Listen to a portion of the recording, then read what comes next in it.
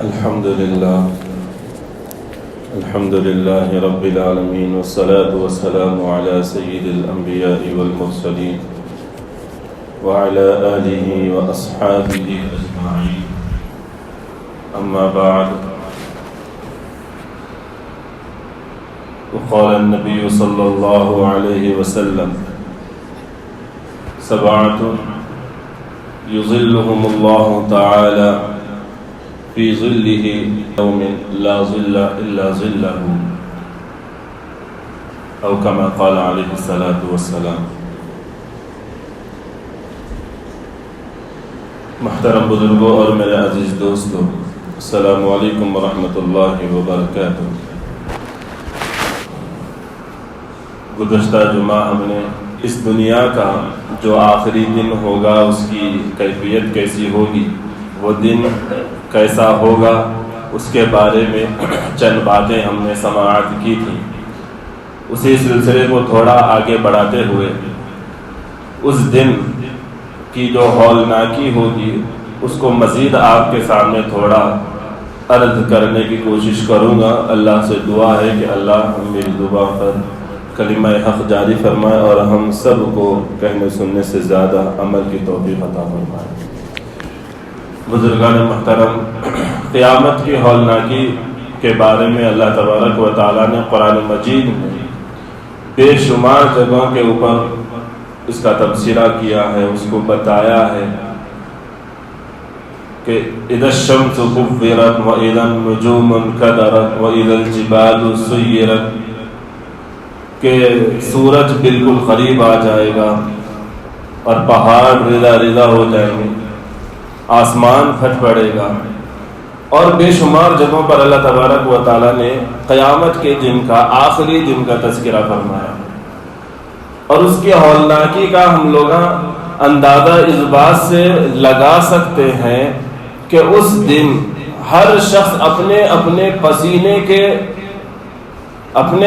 پسینے میں ڈوبا ہوا ہوگا۔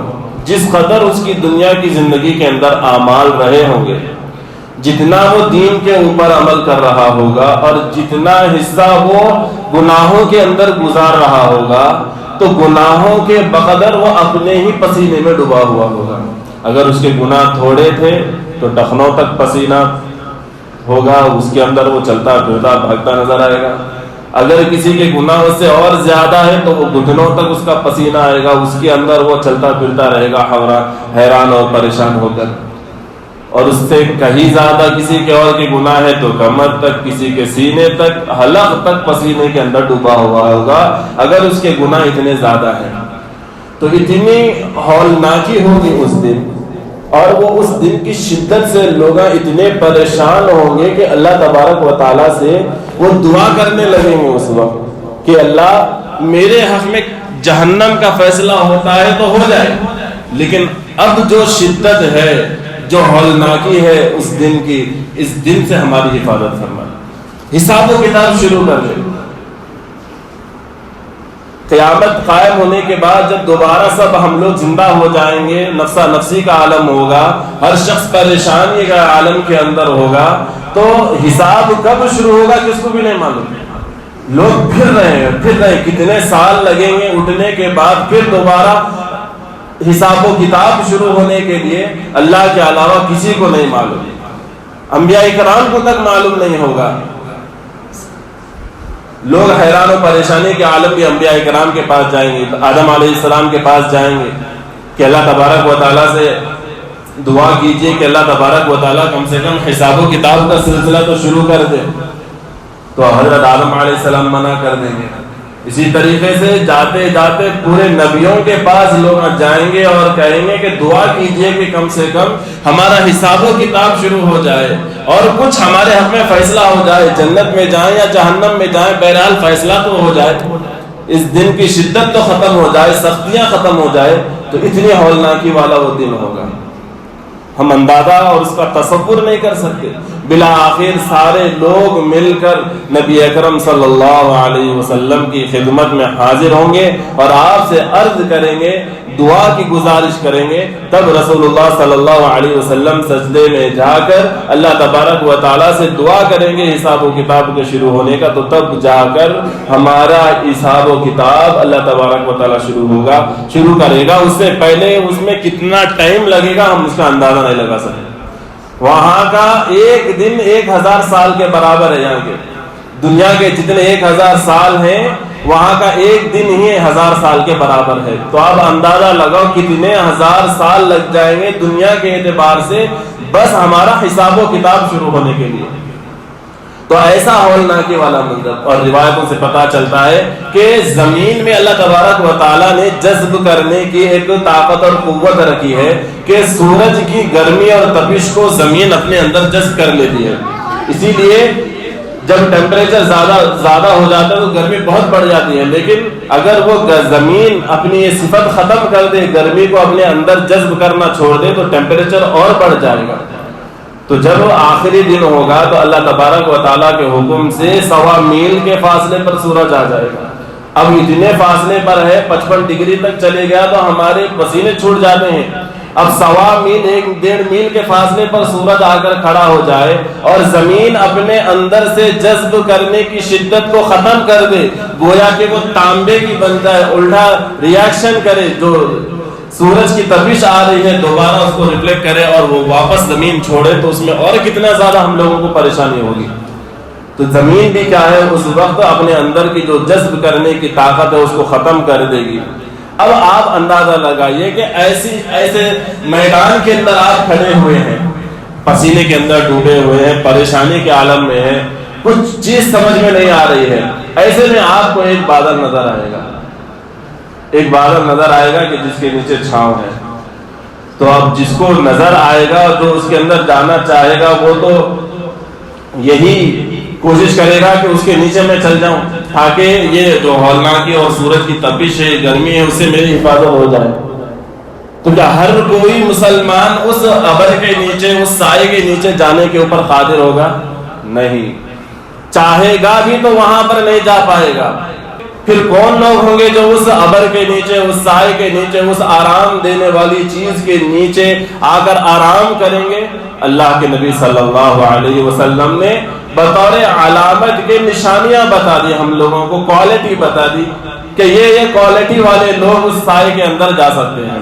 اگر وہ کوالٹی اگر ہم نے اپنے اندر پیدا کر لی تو امید کی جا سکتی ہے کہ اس ہولناکی والے دن کے اندر کہ اللہ تبارک و تعالیٰ نے تو اتنا ارشاد فرمایا کہ فَإِذَا جَاءَتِ الصَّاخَّةُ يَوْمَ يَفِرُّ الْمَرْءُ مِنْ أَخِيهِ وَأُمِّهِ وَأَبِيهِ وَصَاحِبَتِهِ وَبَنِيهِ لِكُلِّ امْرِئٍ مِّنْهُمْ يَوْمَئِذٍ شَأْنٌ يُغْنِيهِ. باپ بیٹے کو نہیں پوچھے گا, دوست کو نہیں. آج دوست کے لیے ہم مارنے پیٹنے کے لیے تیار ہو جاتے ہیں, لیکن وہاں کی ہولناکی ایسی ہوگی کہ دوست کو پوچھ کے نہیں دیکھے گا. آج ایک نوجوان لڑکی کے لیے نوجوان اپنے والدین کو چھوڑنے کے لیے تیار ہو جائیں گے, لیکن وہ بھی وہاں پر کام نہیں آئے گی, وہ بھی اس کا ہاتھ چھوڑا کر بھاگنا شروع کر دے گی. اب دودھ پیتے بچے کو ماں پھینک دے گی. آپ تصور کر سکتے ہیں آپ کے گھر کے اندر بچے ہوئیں گے, کسی ماں کے اندر اتنی ہمت ہے کہ وہ اپنے دودھ پیتے بچے کو گود سے اٹھائے اور کچرا جیسا ہم پھینکتے ہیں باہر اس طریقے سے اپنے بچے کو پھینک دے. کسی ماں کے اندر اتنی ہمت نہیں ہے. ہم تصور بھی نہیں کر سکتے کہ کوئی ماں اپنے بچے کو ایسا پھینکے گی, لیکن وہ دن کے ہولناکی ایسی ہے کہ ماں اپنے بچے کو ایسا اٹھا کر پھینک دے گی. اتنی ہولناکی اس دن ہوگی. تو ایسی ہولناکی والے دن کے اندر ایک سایہ وہاں پر ہوگا. اس سائے کے اندر اگر ہم لوگوں کو جانا ہے تو اللہ کے نبی صلی اللہ علیہ وسلم نے جو کوالٹی بتائی, جو اوصاف بتائے ہیں کہ جس کو اگر ہم نے اپنی زندگی کے اندر لا لیا تو ہم لوگ اس سائے کے نیچے جا سکتے ہیں, ورنہ ہم تصور چھوڑ دیں کہ ہمیں وہ سایہ ملے گا. مزید اللہ یہ کہ اللہ تبارک و تعالیٰ کسی کے اوپر رحم کر دے.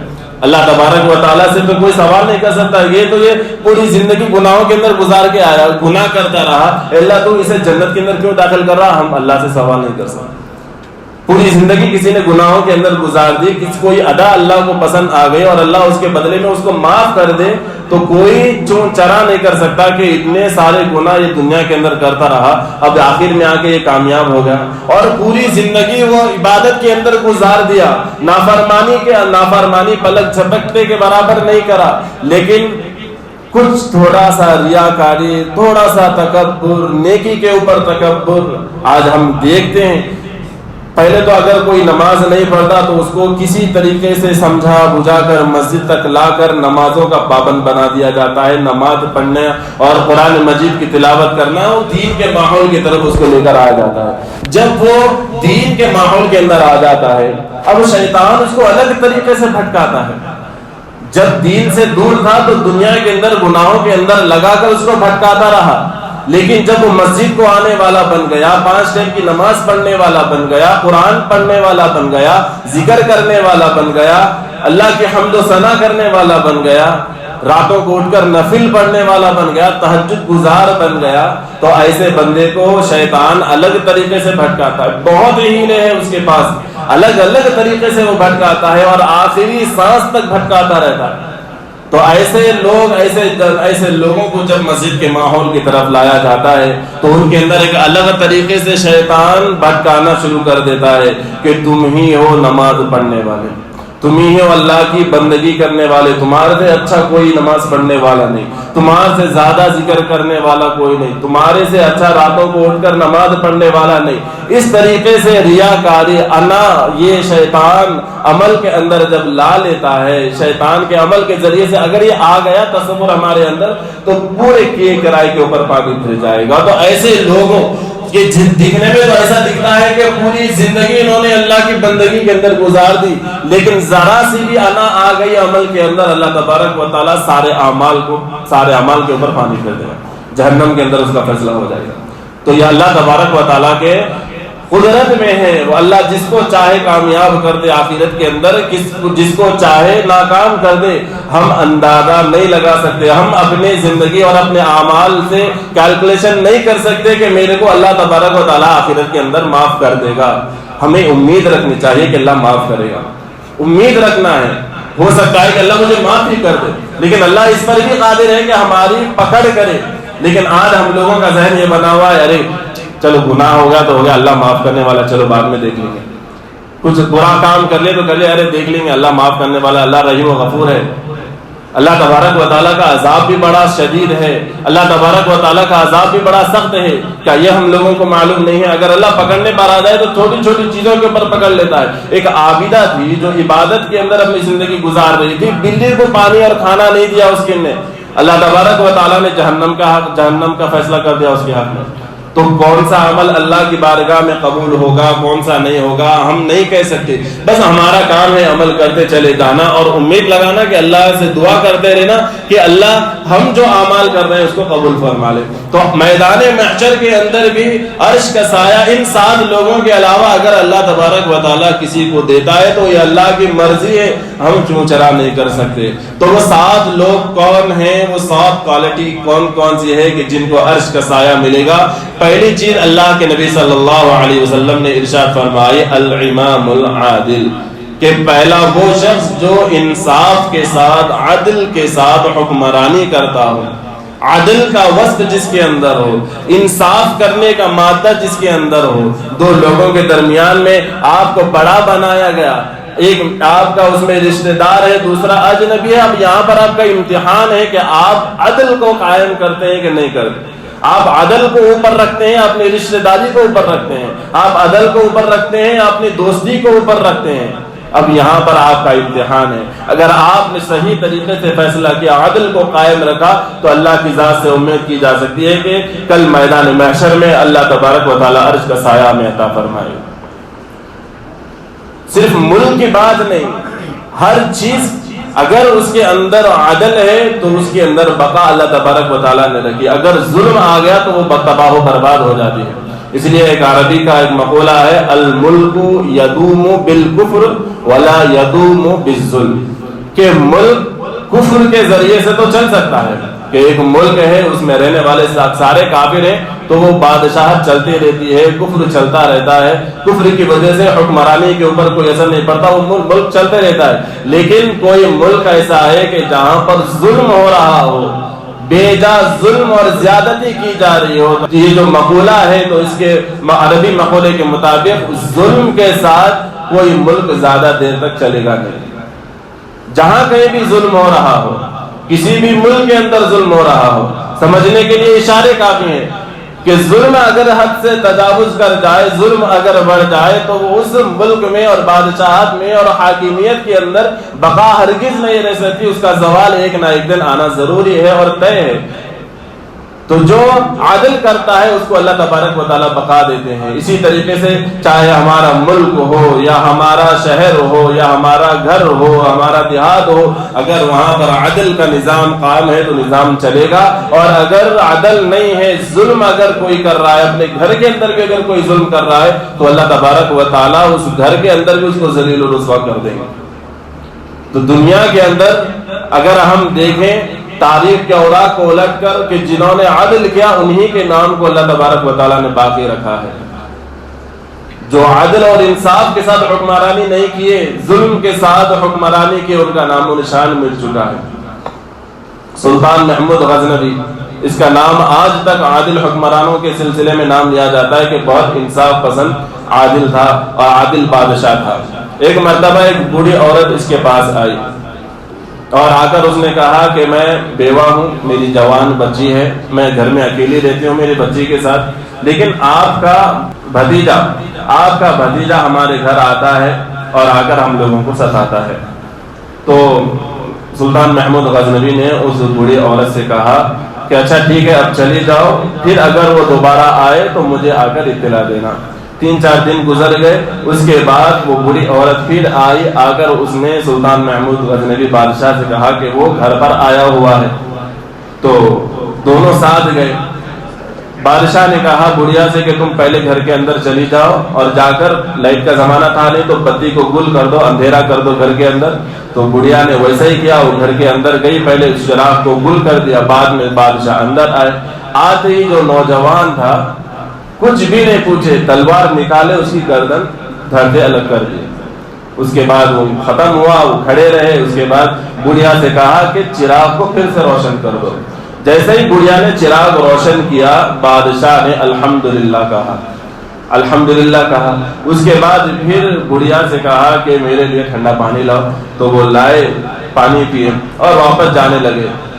تو بڑھیا کو اشکال ہوا کہ پہلے بتی گل کرنے کو بولے، پھر بتی جلانے کے لیے بولے، اس کو مارنے کے بعد الحمدللہ کہیں کو بولے، پھر مارنے کے جانے سے پہلے پانی کہیں کو پیا. اب اس کو شک ہونے لگا آخر اس کی وجہ کیا ہے. تو وہ جاتے وقت پوچھنے لگی بادشاہ سے کہ آپ نے ایسا کیوں کیا، پہلے بتی گل کرنے کا حکم دیا، پھر بتی جلانے کا حکم دیا، ایسا کیوں کیا. تو بادشاہ نے اس وقت جواب دیا میں نے بتی گل کرنے کا اس لیے حکم دیا تم کو کہ انصاف کو قائم کرتے وقت، اس سامنے والے کو سزا دیتے وقت کہیں میرے بھائی کا چہرہ میرے سامنے نہ آ جائے، کہ میرے بھائی کا چہرہ سامنے آ جائے اور میں انصاف کرنے سے پیچھے ہٹ جاؤں، بھائی کی محبت میں آگے اپنے بھائی کے بچے کو میں چھوڑ دوں.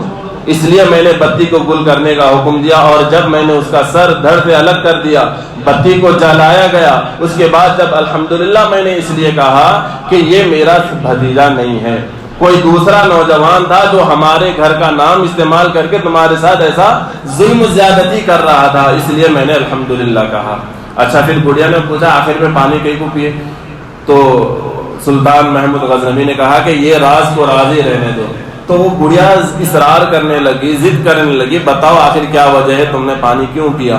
تو بادشاہ نے کہا کہ جب سے تم نے میرے پاس آ کر شکایت کی ہے تو میں نے اس وقت سے قسم کھائی تھی کہ جب تک میں ظالم کو اس کے کیفر کردار تک نہیں پہنچا دوں گا، نہ میں کچھ کھاؤں گا نہ میں کچھ پیوں گا. اب جب کہ میں نے ظالم کو ختم کر دیا ہے تو اب میرا اتنا تو حق بنتا ہے کہ میں تیرے گھر میں 2 گھونٹ پانی پی سکوں. تو اس طریقے سے انصاف کو قائم کر کے بتلایا ہے ہمارے بڑوں نے. تو یہی انصاف اور یہی عدل آج ہمارے اپنی زندگی کے اندر ہونا چاہیے. آج ہم عدل سمجھتے ہیں تو سمجھتے ہیں کوئی کوہ طور کے پہاڑ کے جیسے بڑی کوئی چیز ہوگی عدل، اما اتنا بڑا ہمارے سے ہوتا کہ نہیں. کہ عدل اگر عدل کو سمجھنا ہے تو اس کی ایک مختصر سی تعریف ہے کہ جو چیز جس مقام پر ہونا ہے اس کو وہ مقام دیا جائے، وہ چیز اس کو وہیں پر رکھی جائے تو یہ عدل ہے۔ جس کو جو مقام دینا ہے، جو چیز جہاں پر رکھنی ہے اس کو وہاں پر اس کا مقام دیا جائے تو اس کو کیا ہے، اس کو عدل کہتے ہیں۔ اب یہ ممبر ہے، اب ممبر کا مقام و مرتبہ کیا ہے کہ اس کو محراب کے پاس رکھا جائے، اس کا ایک مقام ہے اور مرتبہ ہے۔ اب آپ اس کو اٹھا کر لے کے جا کر گیٹ کے پاس رکھ دیں اور چوکیدار سے کہیں کہ اب اس کے اوپر بیٹھ کر چوکیداری کرو، تو یہ ظلم ہو جائے گا ممبر کے ساتھ، کیونکہ اس کا ایک مقام ہے۔ تو بالکل اسی طریقے سے ہر ایک کا اللہ تبارک و تعالیٰ نے ایک مقام رکھا ہے، وہ مقام سے اگر اس کو ہٹا دیا جائے گا تو وہ اس کے ساتھ ظلم ہوگا۔ اسی طریقے سے ظلم کس کو کہیں گے کہ جس کا جو مقام تھا اس مقام سے اس کو ہٹا دینا، ہٹا کر کہیں دوسری جگہ پہ لگا دینا، اس کو ظلم کہا جائے گا۔ مثال کے ذریعے سے آپ کو بات سمجھ میں آ جائے گی۔ تو ایسی بہت ساری چیزیں ہم لوگوں کو مل جائیں گی کہ جس کے ذریعے سے ہم اندازہ لگا سکتے ہیں کہ اس کے ساتھ انصاف ہو رہا ہے یا اس کے ساتھ ظلم ہو رہا ہے، آسانی کے ساتھ ہم سمجھ سکتے ہیں۔ تو پہلا وہ شخص ہوگا جو عدل کرنے والا ہوگا، انصاف کرنے والا ہوگا، اس کو اللہ تبارک و تعالیٰ قیامت کے دن عرش کا سایہ عطا فرمائیں گے۔ دوسرا نمبر کس کا ہوگا؟ وَشَابٌ نَشَأَ فِي عِبَادَةِ اللَّهِ، کہ وہ نوجوان کہ جس نے اپنی پوری جوانی اللہ کی بندگی کے اندر گزار دی ہے، اللہ کو راضی کرنے کے اندر لگا دی۔ اللہ تبارک و تعالیٰ نے یہ جوانی ہم لوگوں کو دی۔ جتنے بھی نوجوان ہیں وہ اچھا غور سے اس بات کو سنیں کہ اللہ تبارک و تعالیٰ نے جو جوانی ہمیں دی وہ وقت گزاری کے لیے نہیں دی، سیر و تفریح کے لیے نہیں دی کہ جیسا من چاہا ہم نے اپنی زندگی گزار لیا۔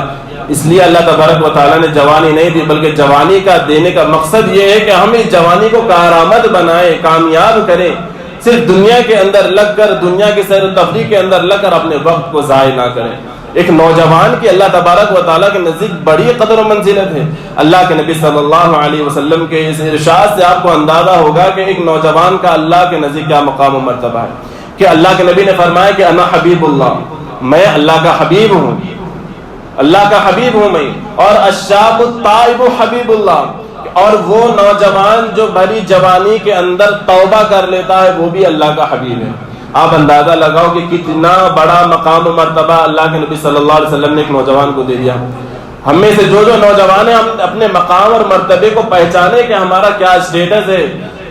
جوانی سے پیسے گزارنے کے لیے نہیں ہے، کام کرنے کے لیے نہیں ہے۔ کام کرنا بھی ذمہ داری ہے، روزی روٹی بھی کمانا یہ بھی فرض ہے، لیکن اس کا مطلب یہ نہیں کہ ہم اسی کے اندر لگ جائیں اور اللہ کو بھول جائیں، نبی کریم صلی اللہ علیہ وسلم کے طریقے کو بھول جائیں۔ ربیع الاول کا مہینہ شروع ہو چکا ہے۔ اب آپ کو مارکیٹ کے اندر بہت سارے ایسے نوجوان مل جائیں گے جو محب رسول کے دعوے کرتے ہیں، اللہ کے حبیب، اللہ اور اللہ سے محبت کرنے کے دعوے کرنے والے اس مہینے کے اندر بہت سارے آپ کو مل جائیں گے، لیکن یہ مہینہ ختم ہو گیا تو وہ لوگ کہاں چل جاتے معلوم نہیں ہوتا۔ اب ہم لوگوں کو اعلان کر کے بتلانا پڑتا ہے کہ میں اللہ سے محبت کرتا ہوں، اللہ کے نبی سے محبت کرتا ہوں، ہم لوگوں کو بولنا پڑ رہا ہے، لیکن یہاں پر اللہ کے نبی کیا فرما رہے ہیں کہ تم توبہ کر لو جوانی کے اندر، گناہوں سے معافی مانگ لو، جیسی زندگی گزار لیے اب گناہوں والی زندگی کو چھوڑ دو، اللہ کے سامنے آ جاؤ، اللہ کے ماننے والے بن جاؤ، تو اللہ تبارک و تعالیٰ کے حبیب ہم بن جائیں گے، اللہ بھی ہم سے محبت کرنے والا بن جائے گا۔ اللہ کے عبد ہیں ہم، اللہ ہمارا مالک ہے، ہم اللہ کے غلام ہیں۔ اور ایک مرتبہ ایک شخص بازار کے اندر جب غلاموں کا سلسلہ تھا تو غلام کو خریدنے گیا، خریدنے کے بعد اس سے پوچھا غلام سے کہ تمہارا نام کیا ہے؟ تو اس نے کہا کہ میرا نام کچھ بھی نہیں، جو آپ میرا نام رکھ دیں، اب میں غلام ہوں، میری کیا اوقات ہے، میری کیا حیثیت ہے، مالک آپ ہیں، جو نام رکھ دیں میرا نام وہی ہو جائے گا۔ تو ویسے ہی ہم اللہ کے غلام ہیں، اللہ کے غلام ہیں، ہر حکم کو ہم لوگوں کو فالو کرنا ہے۔ ایسا نہیں کہ ہمارے سامنے 5 ارکان کو بتا دیے کہ کلمہ، نماز، روزہ، زکات، حج ختم، اس کے بعد پوری ڈیوٹی ختم، 5 دن میں 5 دن نماز پڑھ لیے، پیسہ دیے تو حج کو جا کے آ گئے، رمضان آیا تو روزہ رکھ لیے، پیسہ دیے تو زکات ادا کر لیے، کلمہ پڑھ لیے، ہم لوگ سمجھتے ہیں کہ ہم فری ہو گئے، اب ہم لوگوں کی کوئی ذمہ داری نہیں ہے۔ کیا قرآن مجید کو اگر ہم سورہ فاتحہ سے سورہ ناس تک کھول کر پڑھیں تو کیا ہم لوگوں کو خالی 5 حکمت ملیں گے قرآن کے اندر؟ کیا اس کے علاوہ اللہ کا اور کوئی حکم قرآن مجید کے اندر نہیں ہے؟ بے شمار حکم ہیں، تو اس کے اوپر کون عمل کرے گا؟ آج ہم لوگوں نے صرف اس 5 چیزوں کو پکڑ کر رکھ لیا اور سوچ رہے کہ ہم آخرت کے اندر کامیاب ہو جائیں گے، اللہ کے سامنے جواب دے سکیں گے۔ کہاں سے جواب دے سکیں گے؟ دوسری چیزوں کے اوپر کون عمل کرے گا؟ دوسری چیزوں کے اوپر کون عمل کر کے بتلائے گا؟ کوئی دوسری قوم تو آئے گی نہیں قرآن کے اوپر عمل کرنے کے لیے، ہم مسلمانوں کو ہی تو عمل کرنا ہے۔ تو ان 5 چیزوں کے علاوہ ان 5 چیزوں کے اوپر جیسا ہم عمل کرتے ہیں اور پوچھتے ہیں، مسئلے نہیں معلوم تو نماز کے مسئلے پوچھتے ہیں، روزے کے مسئلے نہیں معلوم روزے کے مسئلے پوچھتے ہیں، حج کے مسئلے نہیں معلوم حج کے، زکات کے، سب کے مسئلے پوچھ کر معلوم کرتے ہیں۔ تو اس کے علاوہ جو ہماری زندگی ہے قرآن ہمیں کرنے کا حکم دے رہا ہے، اس کے بارے میں ہمارا ذہن کہیں کو نہیں جا رہا۔ تو اس میں ہم لوگوں کو غور کرنا ہے، غور و فکر کرنا ہے، اور جو اللہ نے یہ جوانی دی ہے اس کو کارآمد بنانا ہے تاکہ آخرت کے اندر ہم سرخرو ہو سکیں۔ تو دوسرے نمبر پر عرش کا سایہ اس کو ملے گا کہ وَشَابٌ نَشَأَ فِي عِبَادَةِ اللَّهِ، کہ جو اللہ کی عبادت کے اندر اپنی جوانی کو گزار دیا۔ اور تیسرا شخص وَرَجُلٌ قَلْبُهُ مُعَلَّقٌ فِي الْمَسَاجِدِ، کہ وہ شخص کے جس کا دل مسجد کے اندر اٹکا ہوا ہے۔ اب جمعہ پڑھ لی کر گئے، اپنے کام کاج کے اندر لگ گئے، جو کام تھا کام کر لے، یا گھر کو جانا تھا گھر کو چلے گئے، لیکن دل مسجد کے اندر ہی ہم لوگوں کا اٹکا ہوا ہونا ہے کہ کب عصر کی نماز ہوگی، میں کب عصر کی نماز کو واپس آؤں۔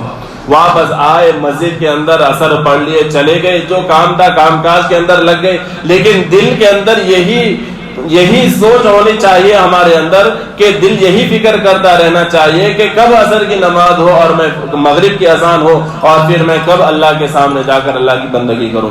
تو اس طریقے سے کہ جن کا دل مسجد کے اندر اٹکا ہوا ہے، لٹکا ہوا ہے، وہ مسجد کے اندر وہ ہمیشہ موجود رہتے ہیں۔ حضرت عبداللہ ابن مسعود رضی اللہ عنہ کے متعلق مشہور تھا کہ وہ ہمیشہ مسجد کے اندر ہی موجود رہتے تھے۔ اگر کسی کو کچھ پوچھنا ہے عبداللہ بن مسعود کہاں ہے، تو لوگ بغیر سوچے سمجھے یہ کہہ دیتے تھے کہ وہ مسجد کے اندر جاؤ، مسجد کے اندر ہی ملے گا۔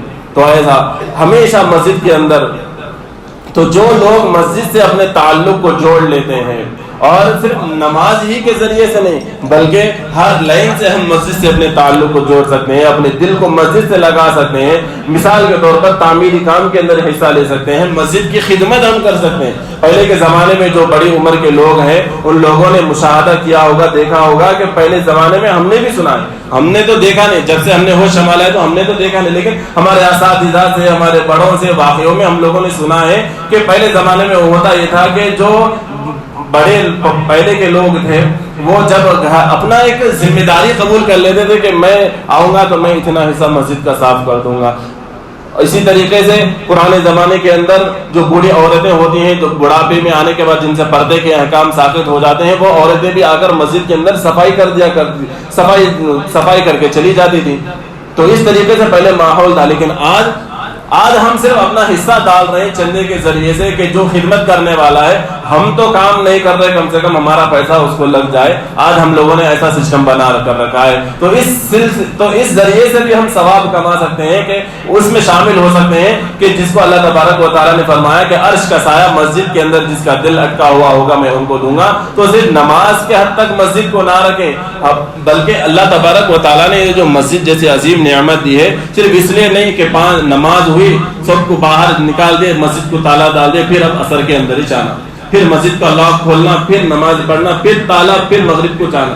اس لیے اللہ تبارک و تعالیٰ نے یہ مساجد کو قائم نہیں کیا۔ مساجد یہ ہمارے دین کے قلعے ہیں، ہماری ساری سوشل ایکٹیویٹیز کا ایک مرکز ہے مساجد، سارے کام ہمارے مسجد سے متعلق ہونے چاہیے۔ لیکن آج ہم چونکہ اپنی زندگی کے اندر مجھ ہیں تو ہمارا دھیان مسجد کے اس سلسلے کے اندر چاہتا نہیں، بس ہم یہ سمجھتے ہیں کہ مسجد ہے، بس گئے نماز پڑھ لیے آ گئے، بس مسجد کا حق ہم نے ادا کر دیا۔ مسجد کو آباد بھی کرنا ہے، آباد نماز کے سلسلے سے، نماز کے ذریعے سے بھی آباد کیا جا سکتا ہے مسجد کو، اور دوسرے ذرائع کے ذریعے سے بھی مسجد کو آباد کیا جا سکتا ہے۔ تو تیسرا شخص وہ ہوگا جس کو قیامت کے دن اللہ عرش کا سایہ عطا فرمائے گا، تو وہ ہوگا کہ جس کا دل مسجد کے اندر اٹکا ہوا ہوگا، دل مسجد کے اندر ہی ہوگا۔ اس کے بعد فرمایا کہ چوتھا وہ شخص ہوگا کہ ورجلان تحابا فی اللہ اجتمعا علیہ وتفرقا علیہ، کہ وہ دو لوگ جو اللہ کی محبت میں ایک دوسرے سے ملاقات کریں، ان کا ملنا بھی اللہ کی محبت کے لیے، ان کا جدا ہونا بھی اللہ کی محبت کے لیے،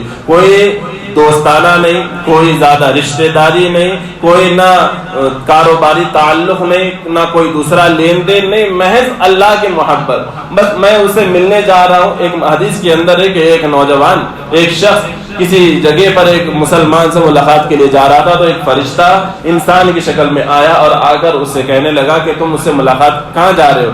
تو کہا کہ فلاں بستی کے اندر ایک مسلمان ہے، میں اس سے ملاقات کے لیے جا رہا ہوں۔ اچھا ملاقات کے لیے کیوں جا رہے ہو؟ کہ تو کیا تمہارا کوئی دوست ہے؟ اس نے کہا کہ نہیں۔ کیا تمہارا کوئی رشتہ دار ہے؟ نہیں، رشتہ دار بھی نہیں۔ اچھا کیا اس نے تمہارے اوپر کچھ احسان کیا تھا کہ جس کی وجہ سے تم مجھ سے ملاقات کے لیے جا رہے ہو؟ ایسا ہوتا نا کہ اگر ہمارے برے وقت کے اندر کوئی ہمارے اوپر احسان کر دیتا ہے، ہماری مدد کر دیتا ہے، تو ہم جب ذرا اسٹیبل ہو جاتے ہیں، ذرا ہمارا حالات اچھے ہو جاتے ہیں، تو بعد میں ان سے ملاقات کے لیے جاتے ہیں کہ برے ٹائم میں میری مدد کر دیتے، جا کے چلو مل کے آئیں گے، ان کا حال پوچھیں گے۔ ایسا معاملہ ہے کیا اس نے تمہارے اوپر احسان کیا تھا کہ جس کی وجہ سے تم مجھ سے ملنے جا رہے ہو؟ تو وہ کہے گا کہ نہیں۔ تو کیوں جا رہے ہو؟ تو وہ کہے گا کہ وہ میں اللہ کی محبت کے لیے، وہ ایک مسلمان ہے، بس اللہ کی محبت میں اس سے ملنے جا رہا ہوں۔ تو فلاں ملاقات کے لیے آیا تھا فرشتے کی شکل میں، وہ کہتا ہے کہ میں انسان نہیں ہوں، میں فرشتہ ہوں، اللہ نے مجھے بھیجا تھا، اللہ نے تمہارے اس عمل کی وجہ سے تمہاری بھی مغفرت فرما دی، جس کے پاس تم جا رہے ہو اس کی بھی مغفرت فرما دی۔ کتنا بڑا عمل تھا، احد پہاڑ کے برابر عمل تھا، کچھ بھی نہیں تھا، محض اللہ کی محبت کے لیے مجھ سے ملنے کے لیے ہم لوگ جا رہے تھے۔ تو آج کے دور میں بھی اگر ہم کسی مسلمان سے صرف اللہ کو راضی کرنے کے لیے، اللہ کو راضی کرنے کے لیے اگر ہم کسی مسلمان بھائی سے ملاقات کرتے ہیں تو اللہ اس عمل کے بدلے میں ہماری بھی مغفرت کر دے گا، اور سامنے جس سے ہم ملاقات کے لیے جا رہے ہیں اس سے بھی اللہ تبارک و تعالیٰ مغفرت کر دے گا۔ وقت ختم ہو رہا ہے، انشاءاللہ میں باقی چیزیں آئندہ جمعہ میں آپ کے سامنے رکھوں گا۔ جو باتیں آپ کے سامنے آئی ہیں، اللہ تبارک و تعالیٰ سے دعا ہے اللہ تبارک و تعالیٰ ان چیزوں کے اوپر جو 4 چیزیں ہمارے سامنے رکھی گئی ہیں کہ پہلے تو عدل ہمارے زندگی کے اندر آئے، اور دوسرا کہ جوانی کی جو نعمت اللہ نے دی ہمیں اس کی قدر کرنا ہے اور اپنے گناہوں سے جوانی کو بچانا ہے۔ اس کے بعد مساجد سے اپنے تعلق کو مضبوط کرنا ہے اور اللہ کے لیے اپنے مسلمان بھائی سے محبت کرنا ہے۔ اگر یہ 4 وصف بھی اگر ہم نے اپنی زندگی کے اندر لا لیے تو امید کی جا سکتی ہے کہ کل قیامت کے دن اللہ تبارک و تعالیٰ عرش کا سایہ ہمیں عطا فرمائے گا۔ اللہ تبارک و تعالیٰ سے دعا ہے اللہ تبارک و تعالیٰ ہم سب کو کہنے سننے سے زیادہ عمل کرنے کی توفیق عطا فرمائے۔ آمین۔ وآخر دعوانا ان الحمد للہ رب العالمین۔